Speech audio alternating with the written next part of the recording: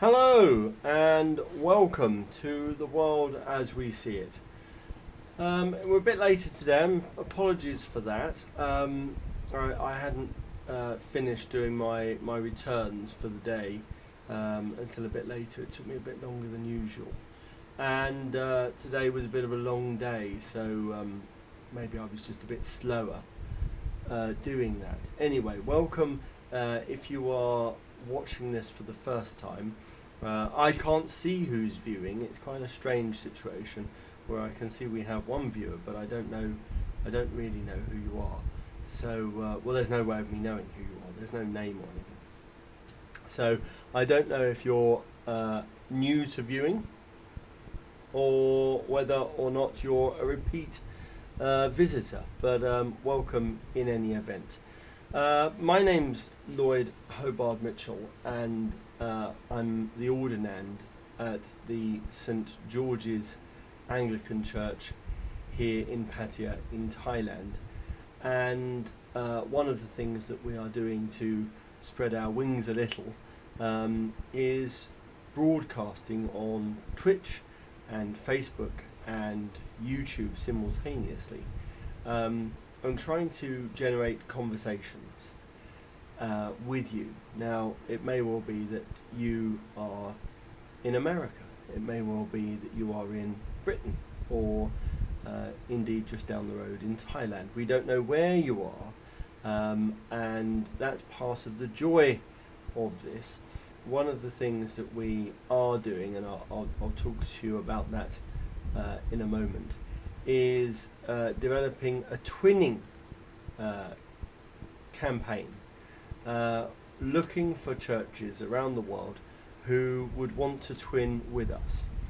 And this, I think, has enormous potential in terms of developing a working dialogue between our church and our parish and other churches and other parishes around the world.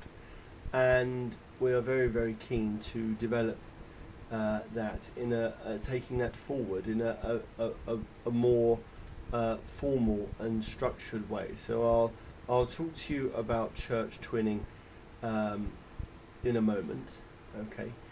And what we will then do is just have a tiptoe through the headlines of the Church Times today before having a look, as we do every night, and here, by the way, it's 11 o'clock, 10 to 11, so I don't know what time it is where you are, but one thing we do every evening is to read a couple of pages of Tillich, and that's from the book which is Systematic Theology by Paul Tillich. So I mean, it's a tough read. It's not an easy.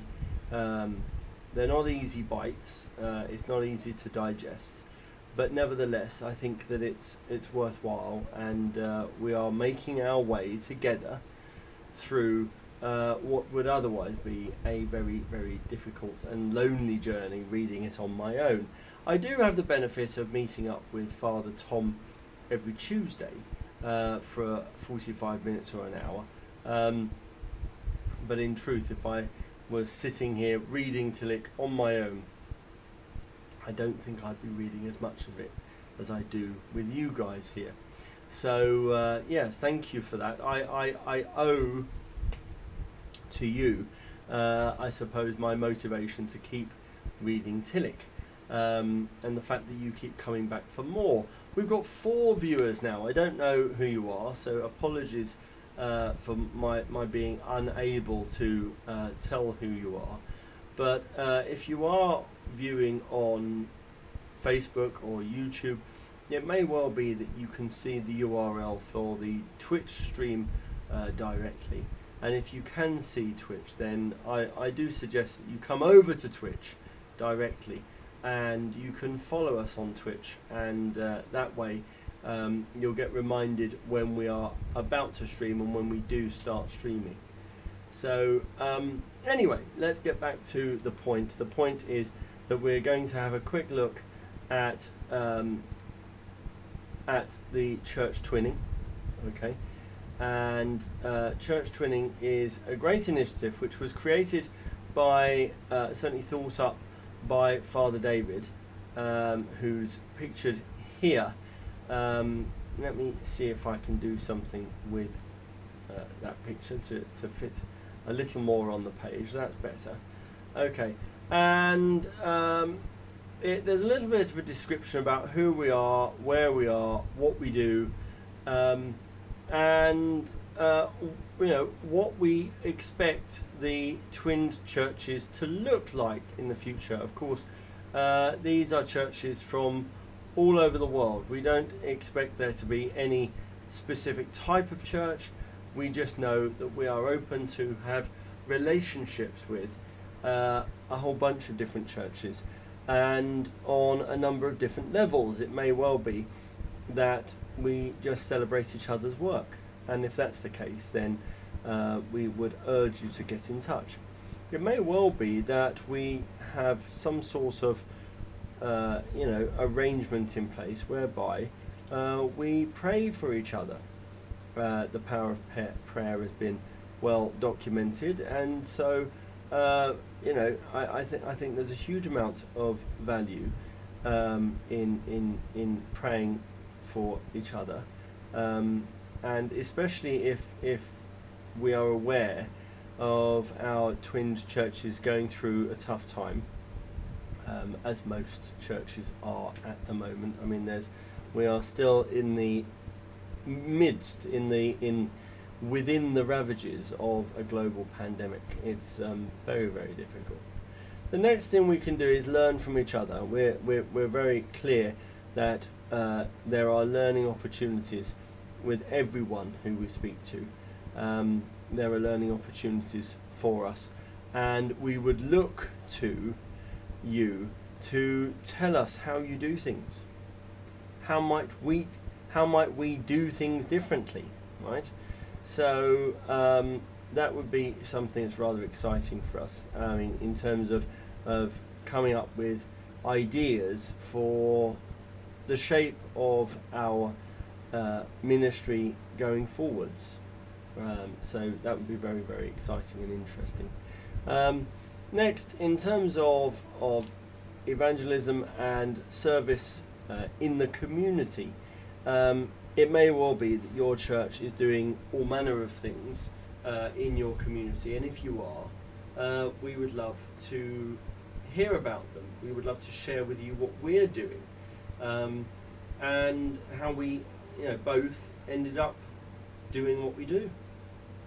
Was it a specific need that was identified following a needs assessment? Was it something that followed any kind of tactical or strategic plan? Or was it just something which met the need on the day, and as a result of that you've ended up doing something which you never envisaged you would be doing? We've all got stories. We would love to share them with you, and we'd love you to get in touch and twin with us. Okay. Now, of course, it wouldn't be right for me to talk to you all about twinning if I didn't also talk to you about our appeal. Okay, and the appeal is available for you to press a button there and have a look. We are running our Forget Me Not appeal until harvest, and we would hope that you take the time to have a look at that, and we would hope that maybe you decide that you want to contribute to that. We are asking for a contribution equal to a cup of coffee once a month. So if you're able to give either $5 or £5 once a month, that would be very, very gratefully received. Now, that's the end of the fundraising and the church twinning information. So what we'll do, we'll go over now to have a quick look through the church times as it is today, and we can see some of the headlines. So churches slowly easing their COVID measures. I mean, there's no surprise there. We knew that was going to happen. I think the churches are being very, very careful. I think, and rightly so. I think the last thing anyone wants to be is a church which, because of maybe being brash, somehow facilitated the spreading of this terrible disease, and it would be even worse if somebody was hospitalized or worse. So we know over here in Thailand there is a law of 5 at the moment. That's making church, well, almost impossible.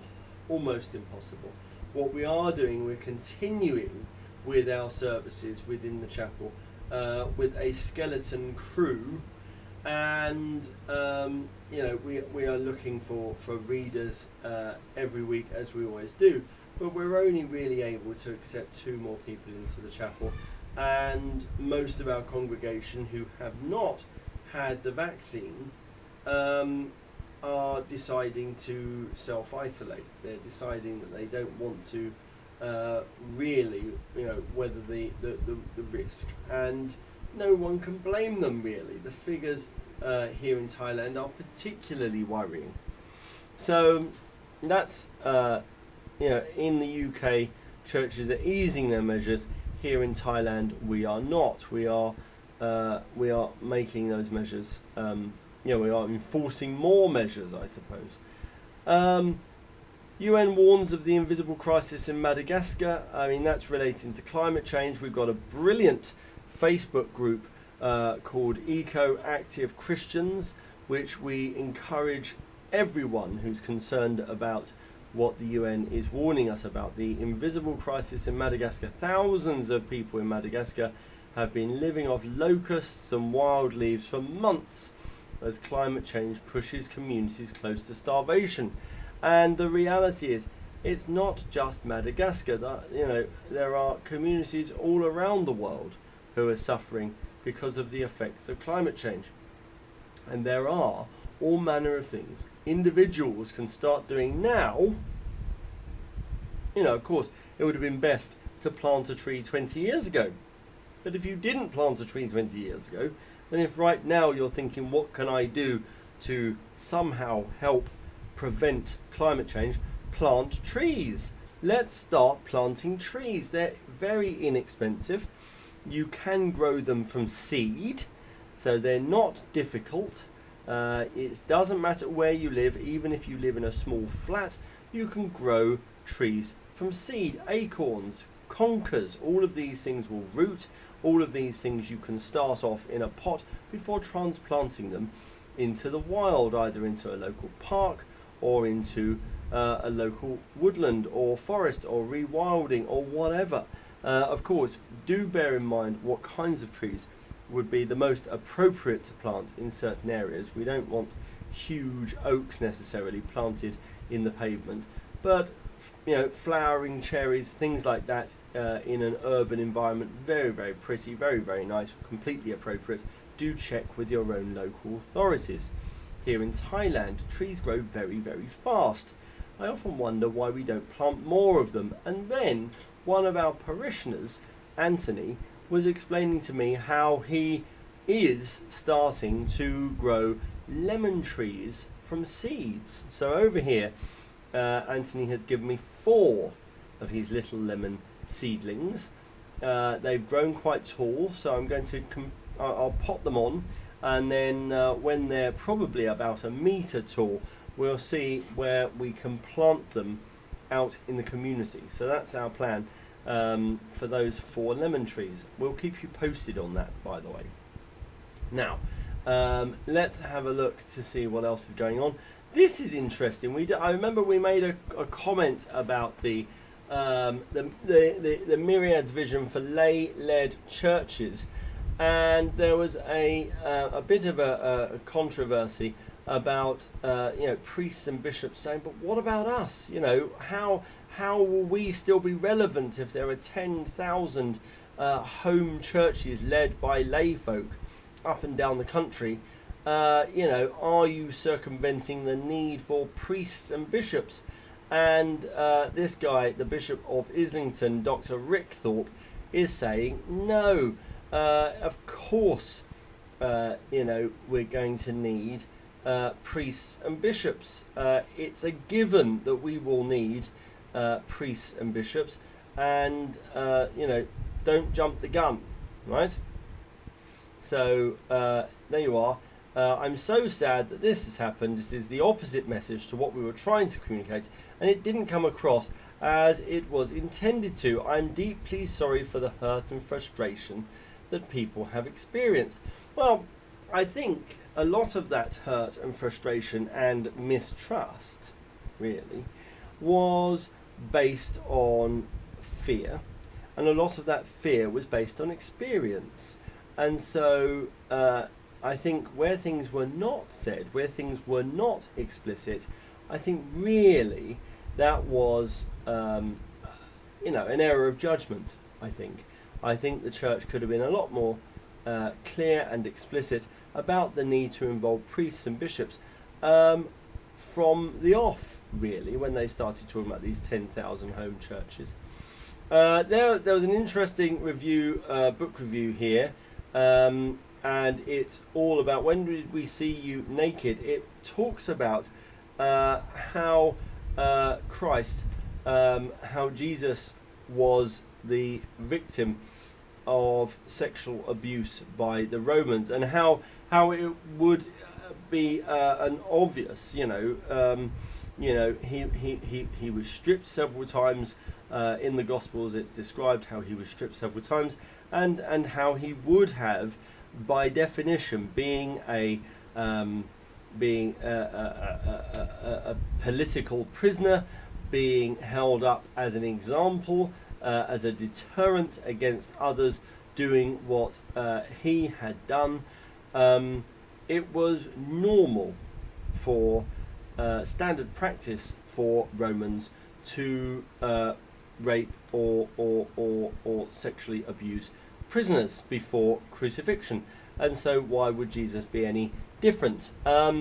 So interesting stories there. Lots of very interesting testimony from folk who are survivors of sexual abuse from political situations in Brazil, Chile, Argentina, Guatemala, and El Salvador. And it goes on. It's very, very interesting stuff. A hot topic, no doubt. It's a topic, I'm sure, which will create lots of both controversy and discussion. So, very good. And I think that's, in terms of tiptoeing through the Church Times, we've done the front page, and I think that's probably enough. Okay? So without wanting to waste any time, what I do want to do is get cracking on Tillich, because I'm starting to enjoy it.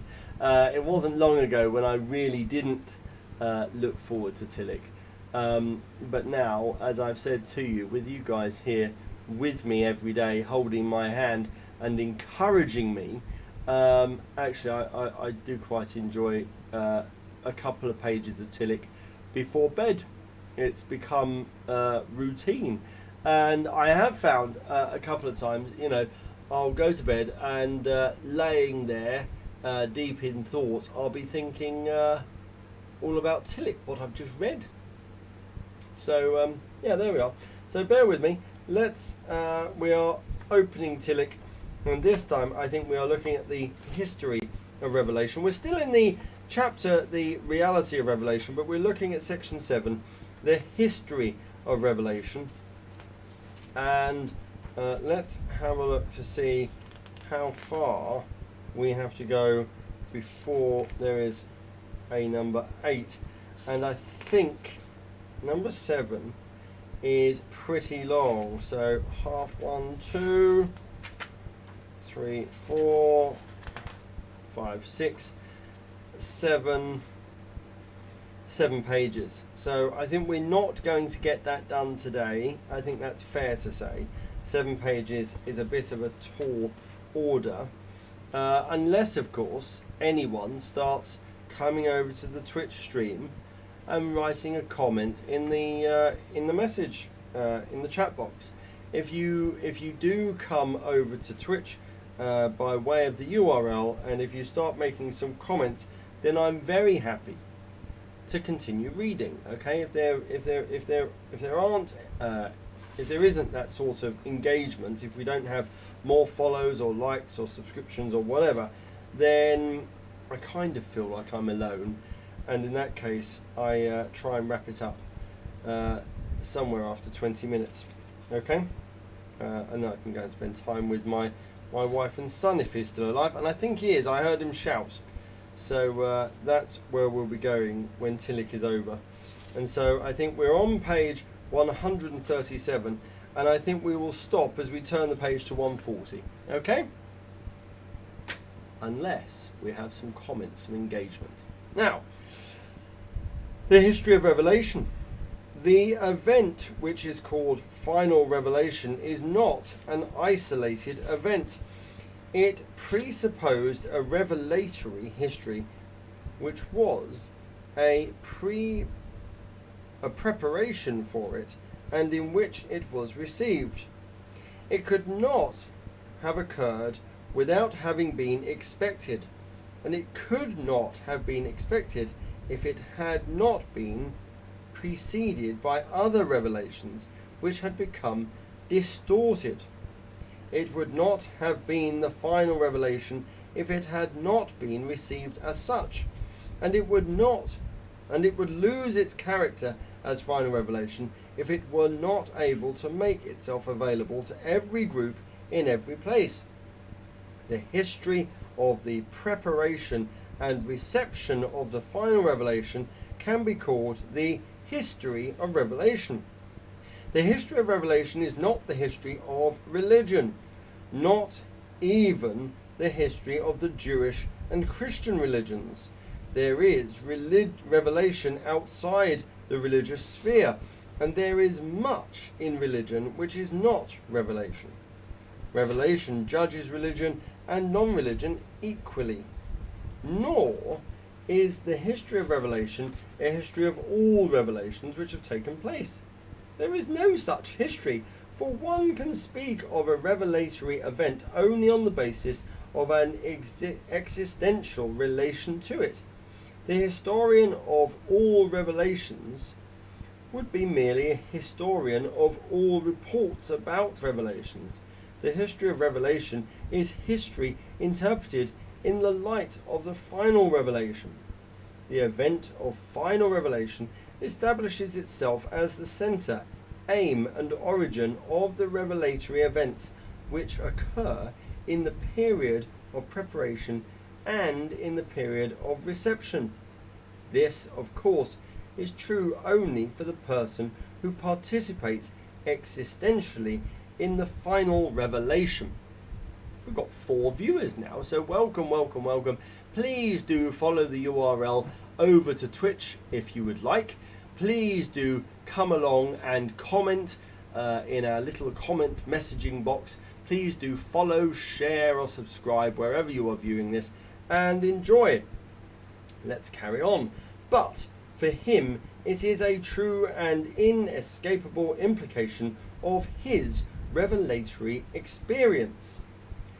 While humanistic theology tends to identify the history of revelation with the history of religion and culture, thus removing the concept of final revelation, neo-orthodox theology and an allied liberal theology try to eliminate the history of revelation by identifying revelation with final revelation.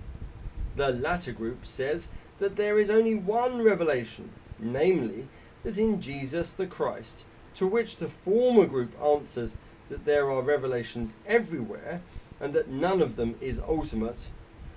Both contentions must be rejected. In the actual revelatory situation, a revelation which is not taken to be final is a detached revelation and not an involved experience. On the other hand, if a revelation whose historical preparation is denied as final, the necessity of its historical reception makes the unique revelatory event a strange body which has no revelation whatsoever to human existence. And history, Therefore, it cannot be assimilated by man's spiritual life.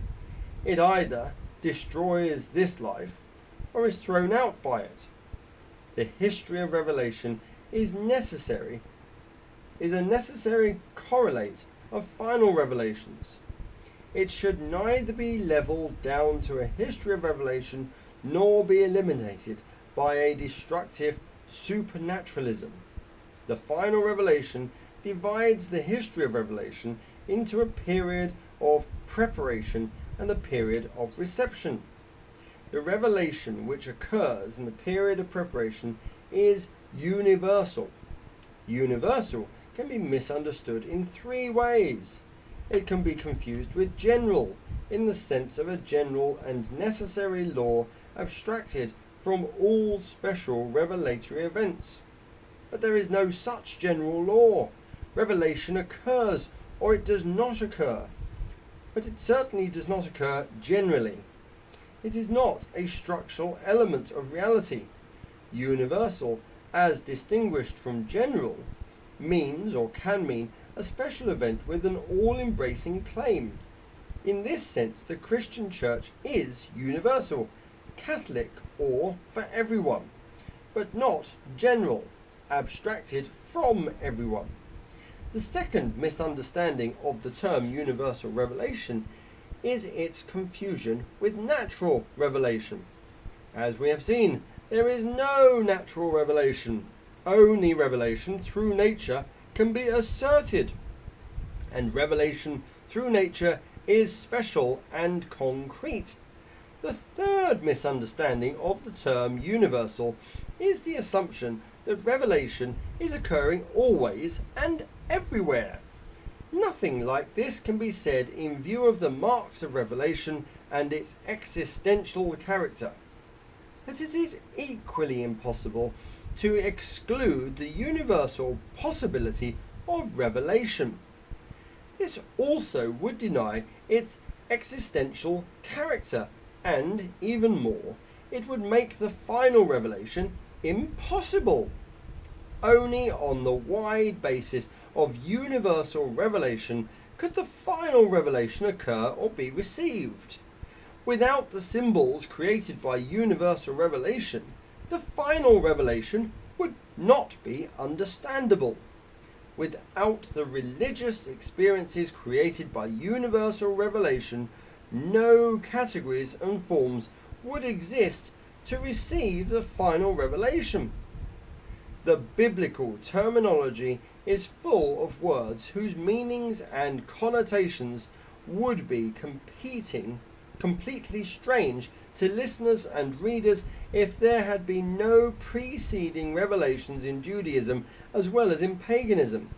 Missions could not have reached anyone if there had not been a preparation for the Christian message in universal revelation. The question of the final revelation would not have been asked, and therefore the answer could not have been received.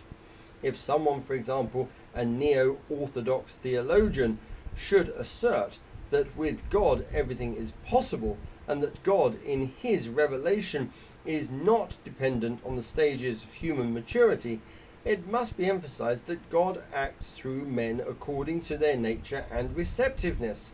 He does not replace man with another kind of being, and he does not replace childhood with maturity in order to reveal himself. He reveals himself to man and saves man, and in so doing, he does not replace man with something else created for this purpose. This would be a method of a demon and not a god. To assert that a revelation is final revelation without pointing to a history of revelation in which there has been a preparation for it dehumanizes man and demonizes God. The preparation for the final revelation in the history of revelation is threefold. The preparation is carried through by conservation, by criticism, and by anticipation. Any revelatory experience transforms the medium of revelation into a sacramental object, whether it is an object of nature, a human being, a historical event, or a sacred text. It is the function of the priest to conserve the sacrament object and to keep alive the power of original revelation by making new individuals, new groups, and new generations enter the revelatory situation. Well, that was great. I mean, he finished on a real high there. I love that. So, lot of stuff going on there, full of nuggets of wisdom, right? We've got the meaning of the universal meaning continued, but we've got this punch at the very end, okay? So, it is the function of the priest to conserve the sacramental object and to keep alive the power of original revelation by making new individuals, new groups, and new generations enter the revelatory situation. So that's bringing new folk to witness the miracle that is the love of God. And you know, I know that there is a lot of baggage related to the word evangelical, but actually just in terms of the definition of the word, carrying the word of God to new folk, carrying the good news, and getting folk to come to church. You know, if that's evangelical, then I think most Christians would put their hands up and say, yep, that's me. You know, without going down the road of being an evangelical church. Not that there's anything wrong with that. It's just slightly different from what we do here at St George's. So look, we've done we've had a bit of a chat about the church times. We've had a bit of a chat about Tillich, and so I think it's about time that we go over for the night time collect, and to that end we can pause and pray. God our Father, whose Son enjoyed the love of his friends, Mary, Martha, and Lazarus, in learning, argument, and hospitality, may we so rejoice in your love, that the world may come to know the depths of your wisdom, the wonder of your compassion, and your power to bring life out of death, through the merits of Jesus Christ, our friend and brother, who is alive and reigns with you, in the unity of the Holy Spirit, one God, now and forever. Amen. So, thank you for being with me. Thank you for joining me. I'm sorry I'm a little bit tired today. It's been a bit of a long day. And so, if I'm a little bit less fresh, shall we say, then please do accept my apologies. And I will be back tomorrow at the same time. In the meantime, with prayers and best wishes.